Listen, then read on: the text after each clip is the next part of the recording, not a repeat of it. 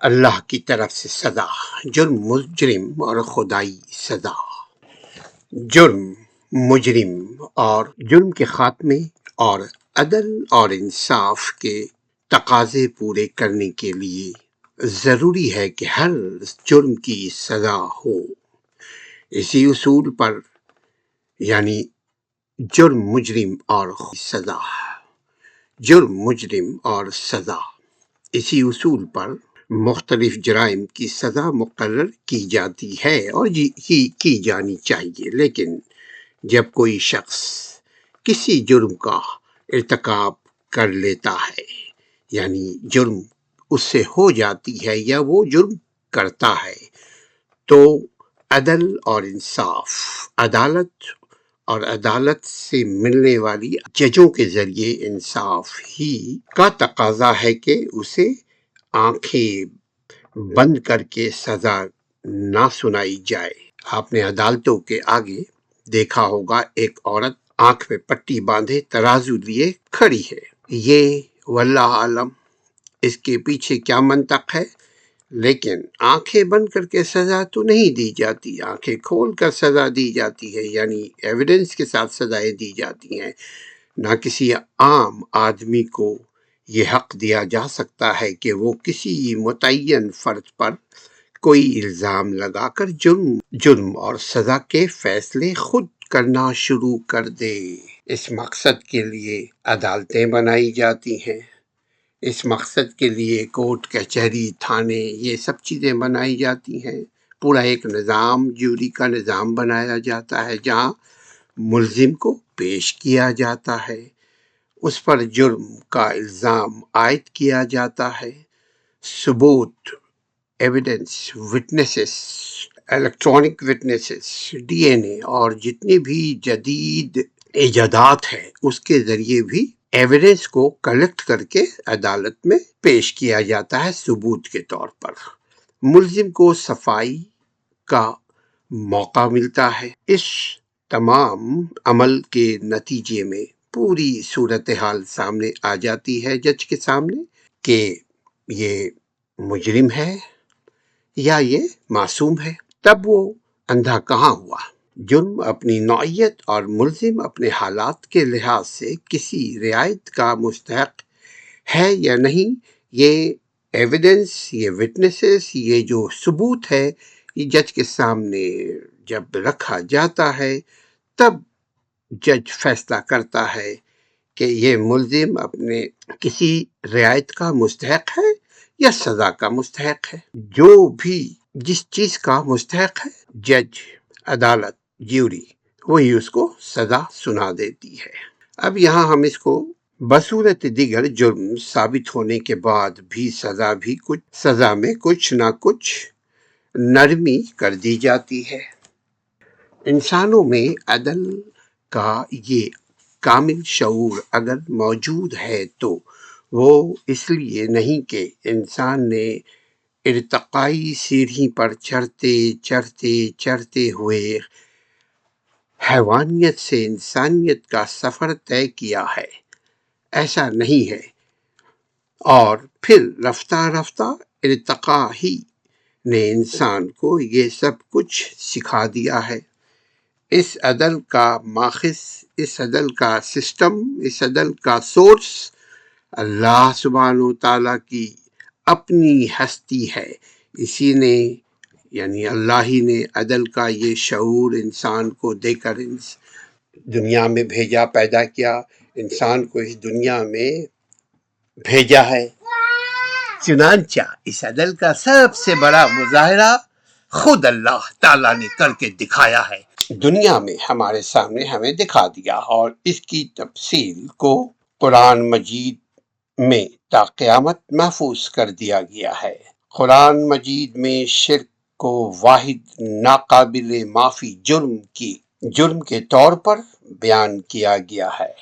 سورۃ النساء آیت نمبر 48، اللہ سبحانہ وتعالیٰ اس میں یہ فرماتے ہیں، مگر رسول اللہ صلی اللہ علیہ وآلہ وسلم کے اہتمام حجت کے بعد جب اللہ تعالیٰ نے سرزمین عرب کے لوگوں کو اسی دنیا میں شرک کی سزا دینے کا فیصلہ کیا تو تمام مجرموں کے حالات مگر رسول اللہ صلی اللہ علیہ وآلہ وسلم کے تمام اہتمام حجت کے بعد جب اللہ سبحانہ تعالیٰ نے سرزمین عرب کے لوگوں کو اسی دنیا میں شرک کی سزا دینے کا فیصلہ کیا تو تمام مجرموں کے حالات کی پوری رعایت کی۔ جن لوگوں نے شرک کو بطور دین اختیار کیا تھا ان کو زیادہ سے زیادہ سزا یعنی سزائے موت دی گئی۔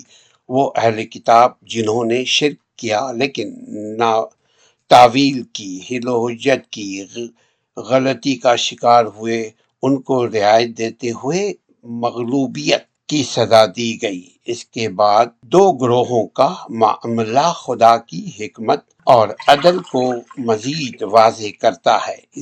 ان میں سے پہلے منافقین ہیں۔ یہ منافقین اصلاً مذکورہ بالا گروہوں سے متعلق تھے۔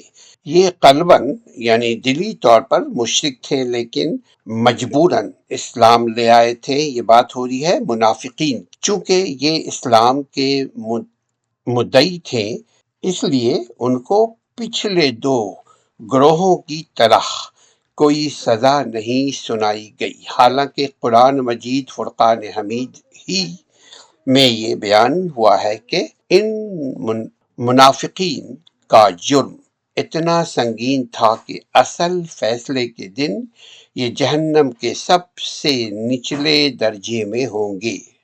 مگر چونکہ یہ منافقین زبانی کلامی اسلام کا اقرار کرتے تھے، اس لیے عدل کا لحاظ کرتے ہوئے اللہ سبحانہ تعالیٰ نے ان کو شرک کی کوئی سزا اس دنیا میں نہیں سنائی۔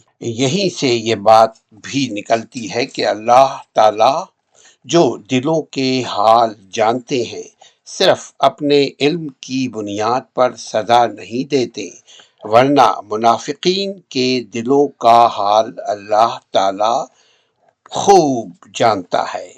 اللہ تعالیٰ سے منافقین کے دل کا حال پوشیدہ نہیں ہے۔ اسی طرح وہ لوگ جن تک حق کی دعوت نہیں پہنچی تھی ان کو بھی کوئی سزا نہیں دی گئی، یعنی جن تک اسلام نہیں پہنچا، حق ہے اسلام کا۔ قولوا لا الہ الا اللہ، اگر نجات چاہتے ہو تو لا الہ الا اللہ، اور آج آپ کو بولنا اور ایمان لانا پڑے گا، عمل لانا پڑے گا محمد رسول اللہ۔ تو جب تک حق ان تک نہیں پہنچی تب تک رعایت کے مستحق ہے، سزا نہیں دی گئی اور نہ دی جاتی ہے، کیونکہ ان کے پاس یہ عذر تھا۔ جن تک حق نہیں پہنچا ان کے پاس یہ ایکسکیوز تھا کہ ان تک بات ہی نہیں پہنچی، حق کی آواز ہی نہیں پہنچی، اسلام کا پیغام ہی نہیں پہنچا، سچائی ہی نہیں پہنچی، چنانچہ ان کو جائے امن فراہم کرنے کا حکم دیا گیا، ان کو امن، شانتی، پیس دیا گیا تاکہ وہ کلام اللہ کو سن لیں۔ یہ بھی عدل ہی کا ایک تقاضا تھا کہ جس شخص تک بات نہیں پہنچی اسے سزا نہیں دی جائے گی۔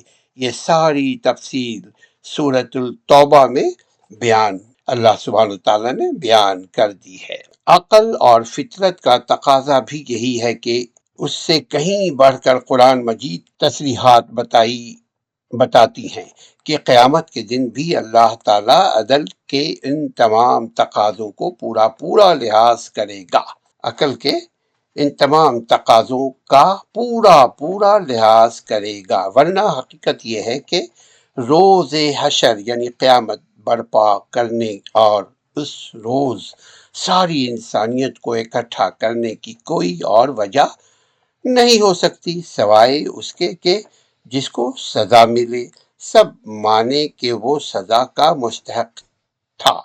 یہی معاملہ جزا کا بھی ہے، چنانچہ قرآن مجید کی واضح ترین تصریحات ہیں کہ اس روز یعنی قیامت والے روز تمام انسان اللہ کے سامنے پیش کر دیے جائیں گے اور تمام اپنے جرائم کے ساتھ پیش کیے جائیں گے۔ جرائم کی اخروی سزائیں بھی بیان ہوئی ہیں، لیکن کون کس درجے کا مجرم ہے اور اسے کتنی سزا ملنی چاہیے، اس کا فیصلہ اللہ تعالیٰ قیامت کے دن کریں گے، اس لیے کہ جرائم کی سزا بیان تو کر دی جاتی ہے مگر مجرم کا فیصلہ عدالت کرتی ہے، اور یہاں عدالت رب کی عدالت ہوگی قیامت کے دن۔